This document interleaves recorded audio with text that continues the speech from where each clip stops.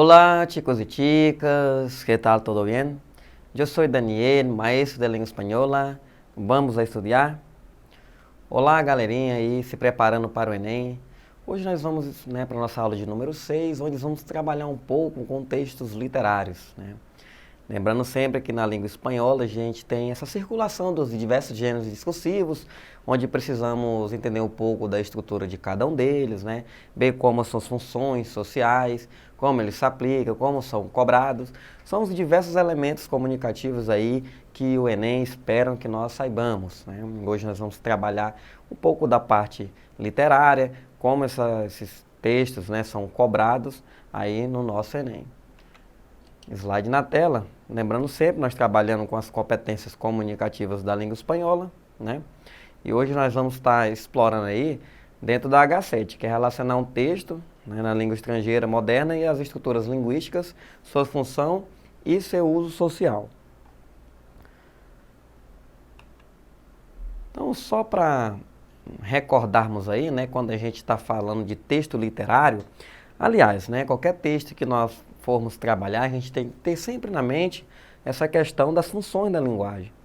Mas, professor, por que eu tenho que ter em mente esse conteúdo?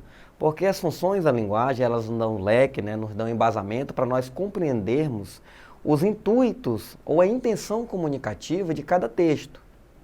Se eu souber para que ele serve, a sua intenção, fica para mim mais fácil fazer inferência e interpretação de determinadas questões do Enem. Então, esse nosso texto, nosso texto literário, ele está dentro da função poética. Lembrando, a função poética é aquela que a preocupação se dá com o efeito da mensagem, com a estilística, o belo, aquela questão da grandeza, do sentimental com as palavras. Então, o autor que cria dentro dessa função, ele está sempre preocupado em transmitir o texto com um teor de mensagem o mais emotivo possível, Mas não no sentido de causar emoção, mas no sentido de o quê? De as palavras serem belas, de serem lindas. Então, os textos literários, geralmente, eles estão dentro dessa função poética. Outro conteúdo que a gente também deve se recordar para poder entrar aí nos textos literários é a questão da linguagem denotativa e conotativa. Lembrando que linguagem denotativa é aquela que o significado é o seu sentido literal, ou seja, de acordo com a realidade. É claro, é objetivo, é sucinto, Já a linguagem conotativa não, é uma linguagem subjetiva, ou seja, atribuído sentido figurados e simbólicos. Quer dizer isso, professor? Quer dizer que quando eu me deparo com os recursos da linguagem ali, as palavras, nem sempre elas vão significar o que elas realmente são. E isso cai no campo da figura de linguagem, A metáfora, que é o quê? As analogias, que são comparações. Eu uso as frases, as palavras, dentro daquele contexto que vão significar uma coisa totalmente diferente.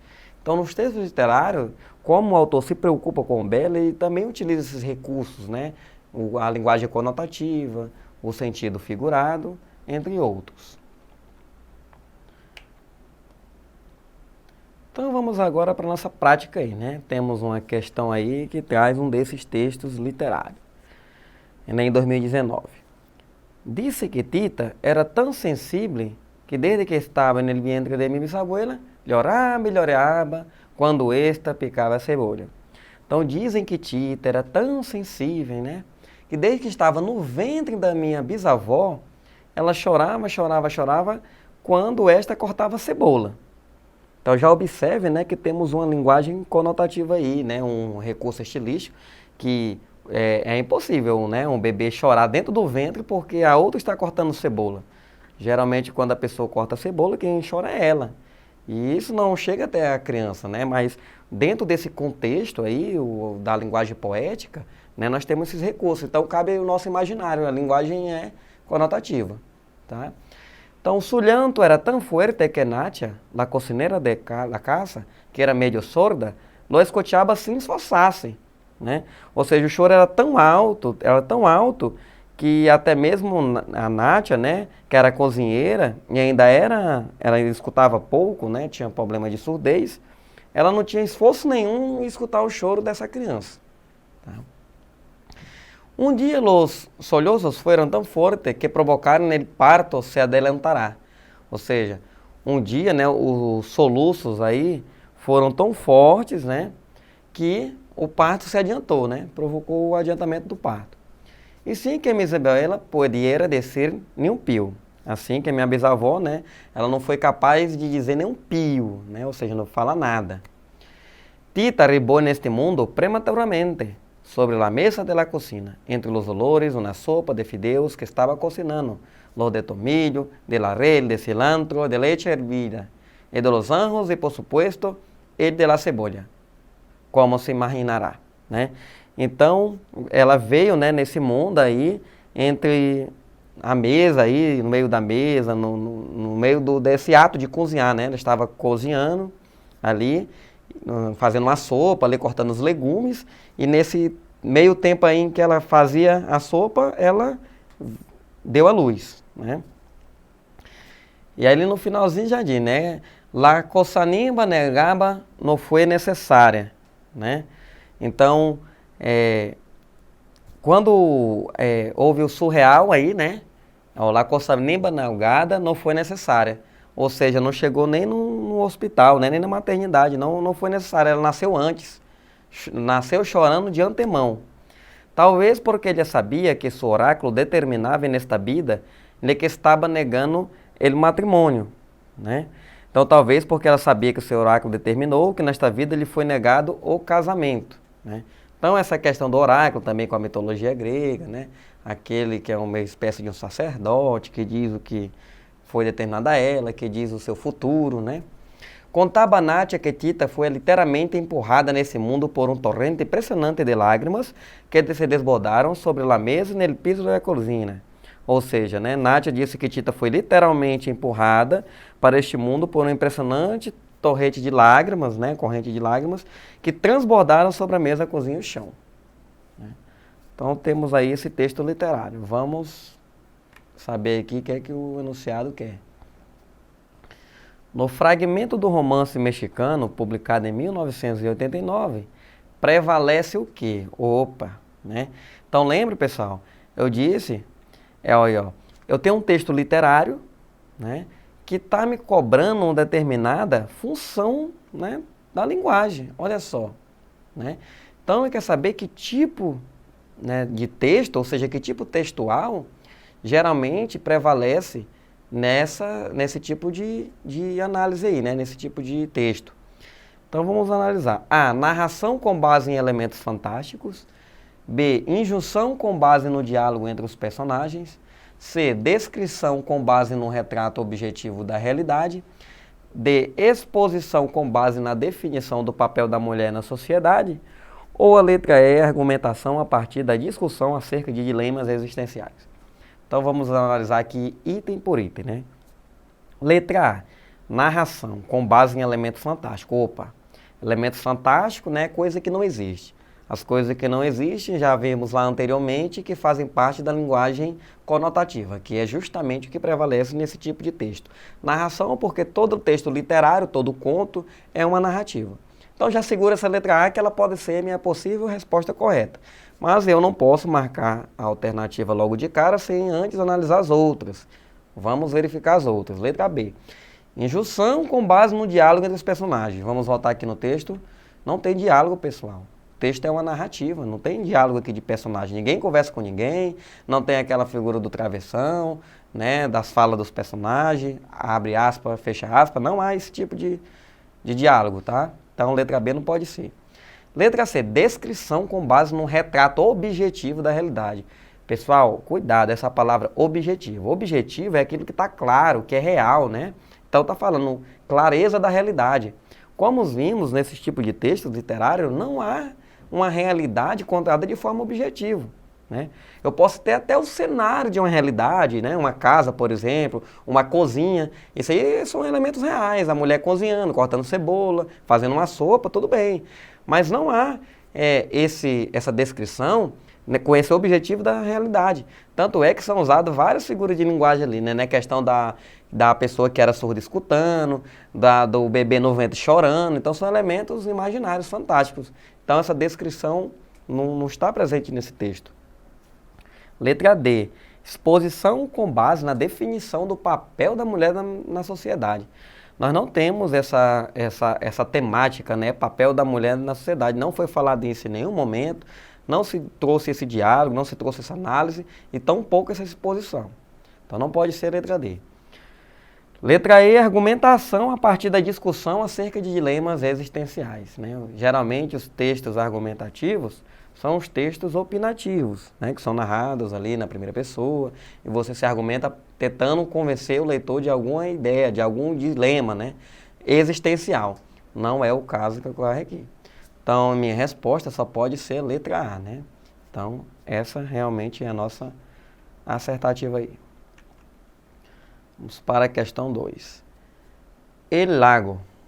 O lago, né? Tu não recuerdas o dia que te vi por primeira vez? Igual que o mar nos recuerda a primeira vez que lo miramos. Então, você não se lembra do dia que eu te vi pela primeira vez, né? Assim como o mar não se lembra da primeira vez que olhamos para ele. Não me refiro a la fecha, los recuerdos não necessitam burocracia, né? Ou seja, não me refiro às datas, porque as recordações, as lembranças, não necessitam de burocracia. Me refiro a como te besé para sempre minha mirada. Me refiro a como eu te beijei para sempre no meu olhar. Dentro de mi imaginação, como se assim jamás pudiera volver a desasir-me de tu imagem, sin quererla, hacer mía. Tan solo contemplándola, envolviéndome con ella, como el cielo se envuelve de la noche. Né?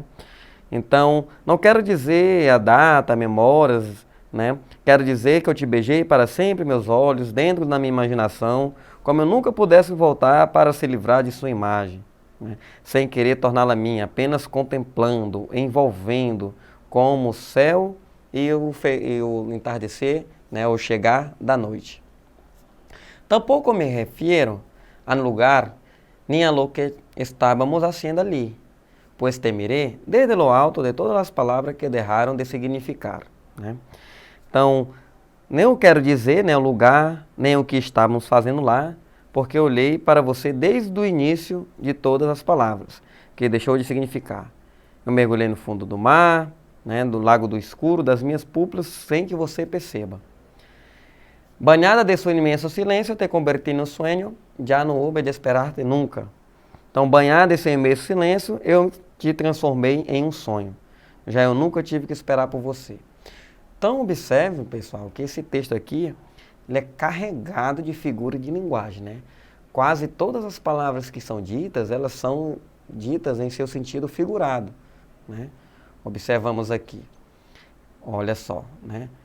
O mar se recordar da primeira vez que olhamos para ele. Claro que o mar não vai se recordar porque mar, né, é um elemento da natureza, é um elemento irracional. Então, como ele não tem o pensamento, a memória para se recordar de algo. Né? Então, nós temos várias figuras de linguagem, né, o que torna esse texto, em sua complexidade, né, de interpretação. Né? Então, eu tenho que entender o sentido dele, extrair o sentido, a semântica dele principal, para mim poder tentar interpretar. Mas quando a gente se depara com esse tipo de texto, qual é a dica? Vamos no enunciado. Né?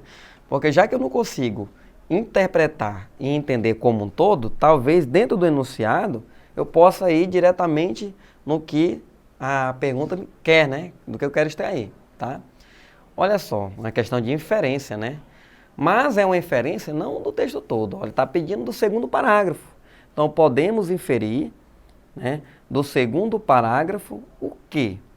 Então a gente volta lá no texto para analisar o segundo parágrafo, né?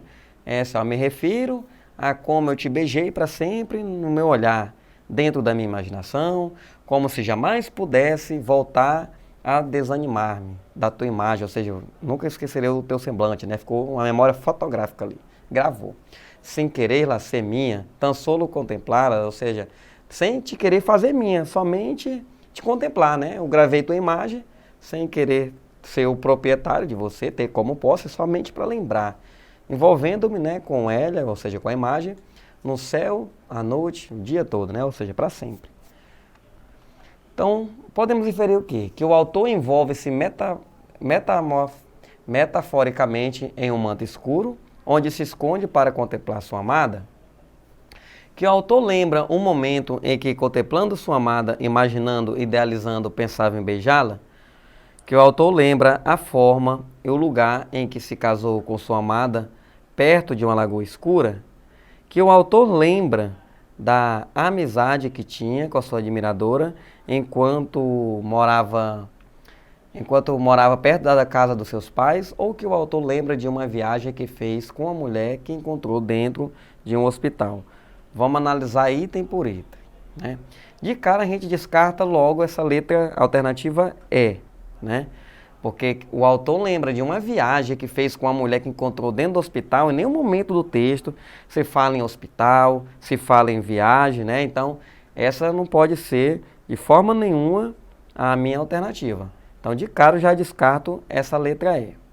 Agora vamos analisar outra. A letra D, né? Que o autor lembra a amizade que tinha com a sua admiradora enquanto morava perto da casa dos seus pais. Vamos voltar aqui no texto. Ó, me refere a como eu te beijei para sempre, no meu olhar, dentro da minha imaginação, como se jamais pudesse voltar a desanimar-me com a tua imagem, né? Então, nesse caso aqui, essa letra D, né? Ele não está falando aí especificamente de nenhuma amizade, né? Ele não citou esse termo amizade. Então, pelo esse termo amizade, né, claro, ele era admirado por essa mulher, mas ele não falou dessa amizade e nem falou de casa dos pais também, tá? Vamos analisar a letra C, né? Que o autor lembra a forma e o lugar em que se casou com sua amada perto de uma lagoa escura, né? Em nenhum momento ele falou em casamento, tá? Falou de admiração, falou em amor platônico, mas não falou em casamento. Letra B, né? Que o autor lembra o momento em que, contemplando sua amada, imaginando-a e idealizando-a, pensava em beijá-la. Opa, aqui nós já temos uma resposta parecida, né? Ou se não, a que queremos aqui, porque ele fala muito bem, imaginando e idealizando. Ou seja, não era uma coisa concreta. Ele lembrava e imaginava essa situação, né? Pensava em beijá-la, contemplava a sua beleza. Então, possivelmente essa seja a nossa resposta, mas vamos analisar a letra A. Que o autor envolve-se metaforicamente em um manto escuro, onde se esconde para contemplar sua amada. Não, ele não fala dessa questão de manto escuro, né? Tudo bem o fato de ele contemplar sua amada, mas essa questão de se envolver com o manto é o que torna essa proposição aí falsa, tá? Então, nossa resposta correta é a letra B. B de bola.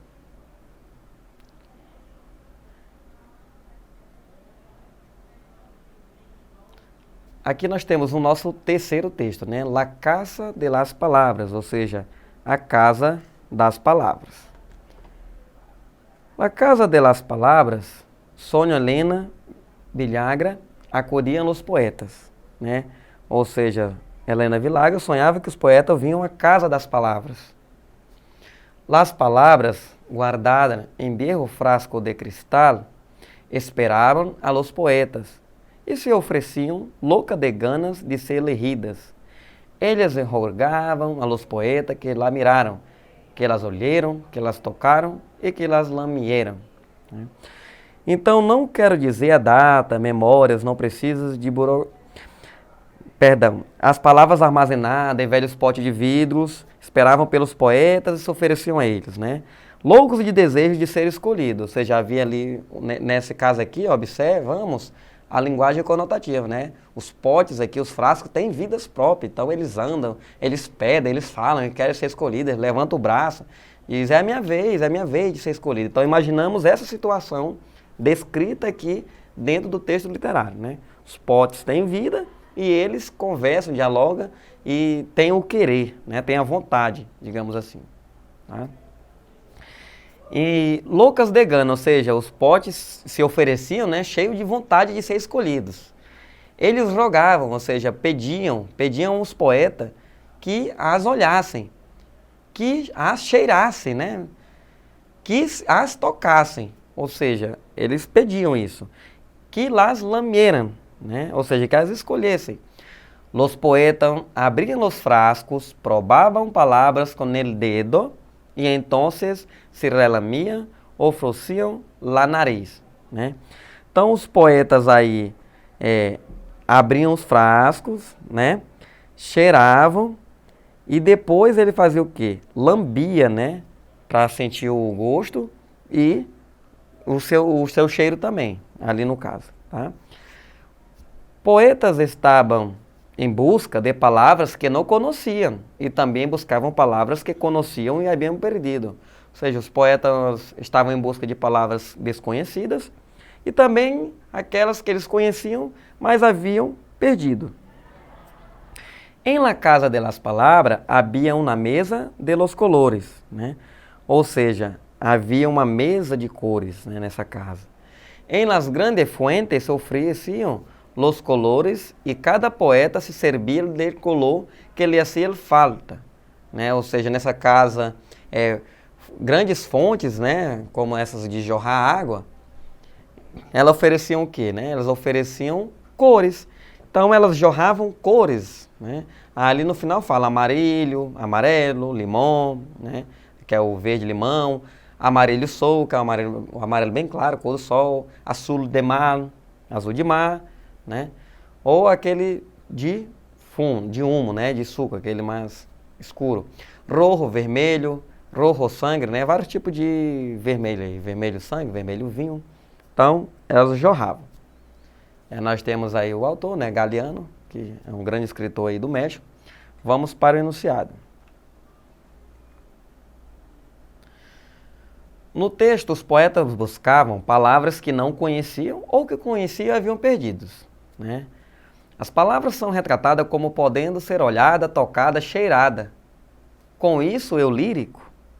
Então vamos lá, galera, né? Esse enunciado ele começa falando aquilo que já está dito no texto, né? Ou seja, aquilo que está implícito. Realmente, os poetas buscavam palavras que não conheciam ou conheciam e haviam perdidos. Mas essas palavras, né, elas são retratadas com o quê? Com próprias vidas, né? Elas podem ser olhadas, tocadas e cheiradas. E aí, mas qual a intenção do eu lírico, né? O eu lírico é o que escreve o poema, tá? Geralmente nos contos a gente tem o autor. Nos poemas a gente chama o autor de eu lírico. Então, o eu lírico é quem escreveu, tá? Então, o que ele pretende? A. Banaliza as palavras igualando-os a outros objetos. Letra B. Influencia o leitor a se tornar também poeta como ele. Letra C. Mostra que tudo não passa de um sonho seu. Letra D. Expõe que os poetas já não leem o suficiente. Ou letra E. Idealiza as palavras como se fossem matéria. Então, vamos lá, galerinha. A. Banaliza as palavras igualando aos outros objetos. Em nenhum momento, né, a intenção aqui foi banalizar algo, né? Ao contrário, né, foi enaltecer. Então ele não banaliza as palavras. Quando ele diz que as palavras têm própria vida, ele já está idealizando, né? Ele está igualando a nós seres humanos. Então, não é essa banalização. Letra B. Influencia o leitor a se tornar também poeta como ele. Galera, que não pode ser pelo seguinte, lembra da função poética? A função poética não é, né, não tem como objetivo influenciar ninguém. O recurso ali, o que está sendo mais importante nesse tipo de texto é as mensagens, é o belo, né? É a idealização, a questão da estilística das palavras. Então essa influência, ela cai em outro tipo de texto, né? Geralmente os textos que são os apelativos, né? Os textos apelativos, eles têm esse caráter de influenciar o leitor a uma determinada ideia, né? Então, não cabe aqui como nossa resposta. Letra C. Mostra que tudo não passa de um sonho seu. Nós não temos, né, essa revelação de tudo não passa de um sonho seu. Ele fala da Casa das Palavras, fala como funcionava, fala o que é que elas faziam, o que é que eles faziam, fala sobre a questão mesmo de como elas, né, eram escolhidas, pelo que elas escolhidas, os critérios para isso, em nenhum momento fala de sonho. Então, essa questão de sonho não cabe aqui também. Letra D. Expõe que os poetas já não leem o suficiente.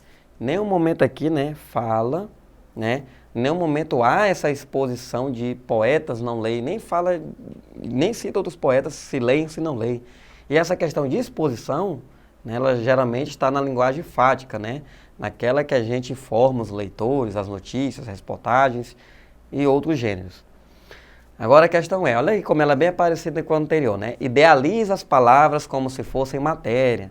O que é matéria, né? Matéria é tudo que tem massa, conceito aí mais esdrúxulo que tem da física, né? Da química. Matéria é tudo que tem massa, ocupa lugar no espaço. Então, há realmente essa idealização das palavras e comparando elas nós seres humanos, com pensamentos, com atitudes, né? Então, essas respostas que referem-se a textos poéticos, literários, que falam em idealização, a gente tem que sempre ficar de olho, porque essa palavra idealizar, ela está muito relacionada a esses textos, né? Então, toda vez que tiver uma alternativa com esse tipo de enunciado aí, né, com esse tipo de proposição, a gente tem que ficar de olho, porque realmente esses textos, eles idealizam, eles engrandecem, né, as figuras ou os elementos que ele colocam no texto, né, os elementos imaginários. Então, essa é a nossa resposta correta. Para finalizarmos aqui, né, nossa última questão, temos aí, né, mais um poemazinho aí, Cabra sola, né, ou seja, bode sozinho, né, cabra, bode, aí. Alguns dizem, né, ai quem disse que sou como a cabra, ai quem diz, né, que sou como a cabra. Eles dizem que eu repeti-lhe, acho que sim, mas eu não tenho. Mas eu sou um cabra muito estranho. Ele usa uma medalha e 7 chifres. Cabra, em vez de leite ruim, eu choro. Cabra, pelos mais perigosos que eu ando. Cabra, eu me dou bem com todos os vermes. Cabra, e eu escrevo em quadrinhos, eu vivo sozinho, só cabra. Que eu não quis, né? Um cabrito em companhia, ou seja, um filho em companhia. Quando eu subo ao alto, né, e a este vou ao vale, sempre encontro um motivo de alegria e vivo por minha conta, cabra sozinho. Que a algum lugar, né, que em algum lugar eu pertença a um rebanho, sem sofrer e neste mundo como uma cabra. Então, eu estou sem duvidar dele. Mais um poema aí, né? Vamos ver o nosso enunciado. No poema o lírico se compara a cabra, e no 5º verso utiliza a expressão mala-leite, para se autorrepresentar como uma pessoa, influenciável pela opinião das demais, consciente de sua diferença perante as outras, conformada por não pertencer a nenhum grupo, corajosa diante de situações arriscadas, né? Ou capaz de transformar mau humor em pranto. Vamos analisar essa expressão, né? Aqui, o mala-leite, né? Ó, cabra, em vez de mala-leite, lhe dou lhanto, né? Ou seja, cabra, né? Em vez de mau leite aí, né? Mala-leite ou má sorte, eu lhe dou lhanto. Ou seja, eu dou a alegria, eu dou o choro, né? O pranto de choro. Então, nós temos aqui o quê? A, influenciável pela opinião das demais. Não, no texto não é opinativo. B, consciente de sua diferença perante as outras. Sim, até ele fala essa consciência, mas não é essa a questão do terceiro, né, da terceiro verso ali, no 5º verso, tá? Conformava por não pertencer a nenhum grupo, até se conforma, mas como eu disse, a análise está referente ao 5º verso. Corajosa diante de situações arriscadas, também mostra essa coragem, mas eu quero saber algo referente ao 5º verso. Capaz de transformar mau humor em pranto. Justamente, né? Nós falamos esse lhanto é pranto, então ele transforma o mau humor, a mala-leite, a expressão de mau humor, em pranto. Então, essa é a nossa assertativa aí. Então é isso, galerinha. Chegamos ao final de mais uma aula. Não esqueçam de acessar a plataforma Eduque. Hasta luego!